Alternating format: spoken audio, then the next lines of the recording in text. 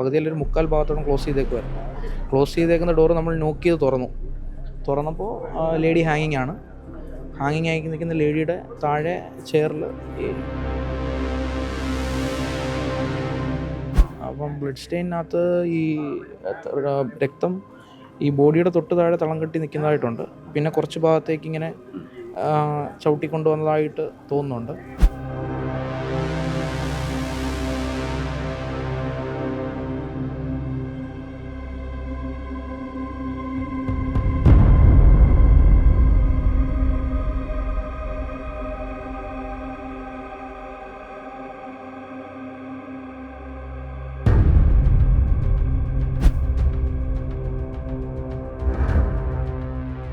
വീട്ടിനുള്ളിൽ ദുരൂഹ സാഹചര്യത്തിൽ യുവതി മരിച്ച നിലയിൽ. പത്തനംതിട്ട അടൂർ കോട്ടമുകൾ ഷിനാസ് മനസ്സിൽ ഷെഹന എന്ന 31 വയസ്സുകാരിയാണ് വീട്ടിനുള്ളിൽ തൂങ്ങി മരിച്ച നിലയിൽ കണ്ടത്.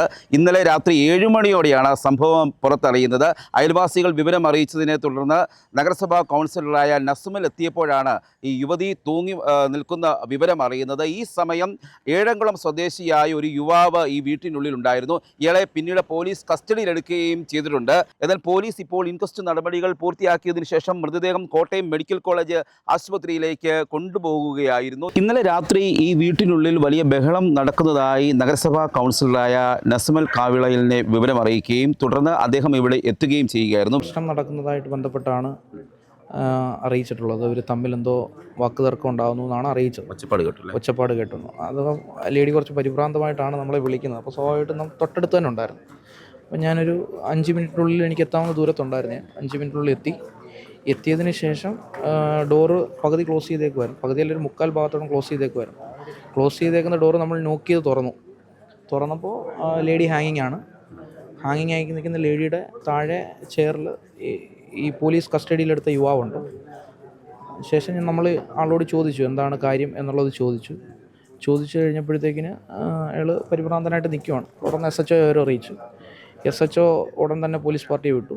പോലീസ് പാർട്ടി അന്നേരം തന്നെ ഈ ആളെ കസ്റ്റഡിയിലെടുത്തു. അതാണ് സംഭവിച്ചിട്ടുള്ളത്. പിന്നീട് പോലീസ് നടപടി സ്വീകരിച്ചുകൊണ്ടിരിക്കുകയാണ്. അസ്വാഭാവികമായിട്ട് എന്തെങ്കിലും സംശയങ്ങൾ സ്റ്റെയിൻ കണ്ടിട്ടുണ്ട്. അപ്പം ബ്ലഡ് സ്റ്റെയിനകത്ത് ഈ രക്തം ഈ ബോഡിയുടെ തൊട്ട് താഴെ തളം കെട്ടി നിൽക്കുന്നതായിട്ടുണ്ട്. പിന്നെ കുറച്ച് ഭാഗത്തേക്ക് ഇങ്ങനെ ചവിട്ടിക്കൊണ്ടുവന്നതായിട്ട് തോന്നുന്നുണ്ട്. അതെങ്ങനെ സംഭവിച്ചു എന്നുള്ളത് അറിയില്ല. അപ്പം അത് പോലീസ് പോസ്റ്റ്മോർട്ടം റിപ്പോർട്ടിന് വേണ്ടിയിട്ട് വെയിറ്റ് ചെയ്യുകയാണെന്നാണ് മനസ്സിലാക്കാൻ കഴിയുന്നത്. പോലീസിൻ്റെ വിവരങ്ങളൊന്നും ഇതുവരെ നിലവിലൊന്നും പറഞ്ഞിട്ടില്ല. പെൺകുട്ടിയുടെ കുടുംബം എന്താണ് പറയുന്നത്? അവർക്ക് എന്തെങ്കിലും സംശയമാണ്? ഇല്ല, അവർ ഇതിനെക്കുറിച്ചൊന്നും അവർക്കറിയില്ലെന്നാണ് മനസ്സിലാക്കാൻ കഴിയുന്നത്. അവർക്ക് പ്രത്യേകിച്ച് ഇതിനെക്കുറിച്ചൊന്നും അറിയില്ല എന്നാണ് പറയുന്നത്. സ്വാഭാവികമായിട്ടും ഇങ്ങനെയൊരു സംഭവം നടന്നു കഴിയുമ്പോഴായിരിക്കാം ഇവർ അറിയുന്നത്. ഈ യുവതിയെ അറിയാവുന്നതാണോ? അതെ, നേരിട്ട് അറിയാവുന്ന. ഏതാ ജോലിയുള്ളതാണോ? അല്ല, പുള്ളിക്കാരത്തേക്ക് ജോലിയുണ്ട്. ഈ എവിടെയോ ഈ പ്രൈവറ്റ് ഫിനാൻസിൽ വർക്ക് ചെയ്യുവാണ്. ഇവിടെ പഠിച്ച ആളാണ്. ഈ യുവാവ് അയൽവാസിയാണ്? അല്ല, ഏഴംകുളം സ്വദേശിയാണ്. 34 വയസ്സുള്ള ഒരാളാണ്. പോലീസ് കസ്റ്റഡിയിലുണ്ട് അയാൾ. അവരുടെ ഫോണൊക്കെ സീസ് ചെയ്തിട്ടുണ്ടെന്നാണ് മനസ്സിലാക്കാൻ കഴിയുന്നത്. പോലീസ് നല്ല നടപടി സ്വീകരിക്കുന്നുണ്ട്. കൃത്യമായി തന്നെ മുന്നോട്ട് പോകും. വീട് തുറന്ന് അകത്ത് കയറിയപ്പോഴാണ് ഏഴംകുളം സ്വദേശിയായ ഒരു യുവാവ് ഈ വീട്ടിലുണ്ടായിരുന്നു എന്ന് മനസ്സിലാകുന്നത്. തുടർന്ന് ഈ പെൺകുട്ടി വീടിൻ്റെ സ്റ്റെയർ കേസിൽ തൂങ്ങി മരിച്ച നിലയിലായിരുന്നു.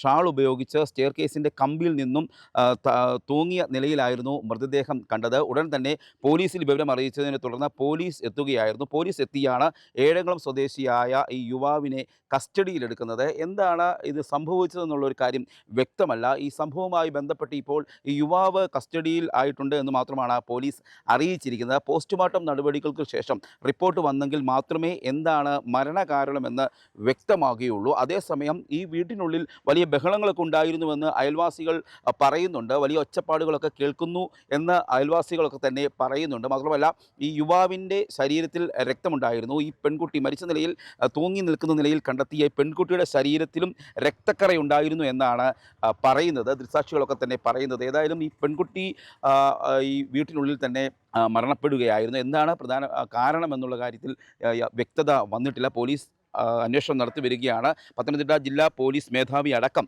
പോസ്റ്റ്മോർട്ടം റിപ്പോർട്ട് വന്നതിന് ശേഷമേ പ്രതികരിക്കൂ എന്നാണ് ഇപ്പോൾ അറിയിച്ചിരിക്കുന്നത്. ഈ പെൺകുട്ടി കുളനടയിലെ ഒരു സ്വകാര്യ ബാങ്കിൽ ജോലി ചെയ്യുകയായിരുന്നു. കൊല്ലം സ്വദേശിയായ ഒരാളുമായി വിവാഹം കഴിക്കുകയും പിന്നീട് അയാളുമായി കഴിഞ്ഞ കുറേ വർഷങ്ങളായി അകന്ന് കഴിയുകയുമായിരുന്നു എന്നാണ് ഇപ്പോൾ മനസ്സിലാക്കുന്നത്. ഈ പെൺകുട്ടിക്ക്, യുവതിക്ക് 5 വയസ്സുള്ള ഒരു മകൻ കൂടിയുണ്ട്. ഈ മകൻ ഈ വീട്ടിലില്ലായിരുന്നു. ഈ പെൺകുട്ടിക്കായി പിതാവ് നിർമ്മിച്ചു നൽകിയ വീട്ടിലാണ് ഈ ദാരുണമായ മരണം സംഭവിക്കുന്നത്. വൈകുന്നേരങ്ങളിലൊക്കെ ഈ വീട്ടിൽ ഈ കുട്ടി വരുമായിരുന്നു എന്നാണ് അയൽവാസികൾ പറയുന്നത്. ഈ കസ്റ്റഡിയിലായ സുഹൃത്ത്, അദ്ദേഹം ഈ പെൺകുട്ടിയുമായി മുൻ പരിചയമുള്ള ഒരു സുഹൃത്താണ്, ഒരുമിച്ച് പഠിച്ചിരുന്ന സുഹൃത്ത് എന്നൊക്കെയാണ് പറയുന്നത്. അയാളും ഇവിടേക്ക് വരുമായിരുന്നു എന്ന് പറയുന്നു. ഈ പെൺകുട്ടി വിവാഹബന്ധം വേർപ്പെടുന്നതിന് വേണ്ടി ഡൈവോഴ്സ് നോട്ടീസൊക്കെ നടക്കുകയായിരുന്നു. കോടതിയിൽ അങ്ങനെ കേസുകളൊക്കെ നടന്നു വരുന്നതിനിടയിലാണ് ഇത്തരത്തിൽ ദാരുണമായ ഒരു സംഭവം ഉണ്ടാകുന്നത്. ഇവർ തമ്മിൽ എന്താണ് പ്രശ്നം ഉണ്ടായത് എന്നുള്ള കാര്യത്തിൽ ആർക്കും വ്യക്തമായ ധാരണയില്ല. അയൽവാസികൾക്കും ബന്ധുക്കൾക്കും ഒന്നും വ്യക്തമായ ധാരണയില്ല. ഏതായാലും ദാരുണമായ ഒരു സംഭവം തന്നെയാണ് ഉണ്ടായിരിക്കുന്നത്. പത്തനംതിട്ട കോട്ടമുകൾ എന്ന സ്ഥലത്താണ് ഈ യുവതിയുടെ മരണത്തിനിടയാക്കിയ സംഭവം ഉണ്ടായിരിക്കുന്നത്. ഈ കാര്യത്തിൽ പോസ്റ്റ്മോർട്ടം നടപടികൾക്ക് ശേഷം മാത്രമേ കൃത്യമായ വിവരങ്ങൾ എന്താണ് യുവതിക്ക് സംഭവിച്ചത് എന്ന് മനസ്സിലാക്കാൻ കഴിയൂ എന്നാണ് പോലീസും ഇപ്പോൾ അറിയിക്കുന്നത്. Cameraman ജിതിനൊപ്പം CR Shyam, Marunadan Malayali, Pathanamthitta.